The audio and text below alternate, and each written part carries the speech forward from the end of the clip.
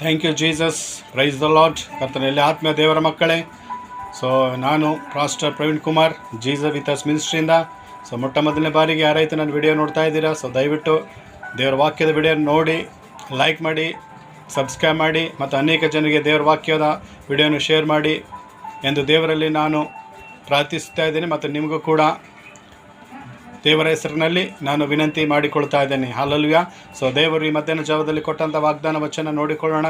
ಮತ್ತಾಯನ ಬರೆದ ಸುವಾರ್ತೆ 7ನೇ ಅಧ್ಯಾಯ 1ನೇ ವಚನ. ಸೊ ಇಲ್ಲಿ ದೇವರ ವಾಕ್ಯ ಹೇಳುತ್ತದೆ, ತೀರ್ಪು ಮಾಡಬೇಡ ಹಾಗೂ ನಿಮಗೂ ತೀರ್ಪು ಆಗುವುದಿಲ್ಲ, ನೀವು ಬೇರೆಯವರಿಗೆ ತೀರ್ಪು ಮಾಡಿದ ಹಾಗೆ ನಿಮಗೆ ತೀರ್ಪು ಆಗುವುದು ಎಂಬುದಾಗಿ. ಹಲ್ಲೆಲೂಯಾ, ಆಮೇನ್. ಕರ್ತನಲ್ಲಿ ಪ್ರೀತಿಯ ದೇವರ ಮಕ್ಕಳೇ, ಅನೇಕ ವಿಷಯದಲ್ಲಿ ನಾವು ಬೇರೆ ವಿಷಯದಲ್ಲಿ ನಾವು ತೀರ್ಪು ಮಾಡ್ತೇವೆ. ಹಲ್ಲೆಲೂಯಾ. ಆತನು ಹೀಗಿದ್ದಾನೆ, ಅವಳು ಹೀಗಿದ್ದಾನೆ ಅಂಥೇಳಿ ಸೊ ನಾವೇನು ಮಾಡ್ತೇವೆ, ಬೇರೆ ವಿಷಯದಲ್ಲಿ ತೀರ್ಪು ಮಾಡ್ತೇವೆ. ಅದಕ್ಕೆ ಕರ್ತನಲ್ಲಿ ದೇವರ ಮಕ್ಕಳೇ, ದೇವರ ವಾಕ್ಯ ಹೇಳುತ್ತದೆ, ಸೊ ಇನ್ನೊಬ್ಬರು ಹೆಂಗೆ ಇರಲಿ, ಸೊ ಅವ್ರ ವಿಷಯದಲ್ಲಿ ನಾವು ತೀರ್ಪು ಮಾಡಬಾರ್ದು ಎಂಬುದಾಗಿ ದೇವರ ವಾಕ್ಯ ಹೇಳುತ್ತದೆ.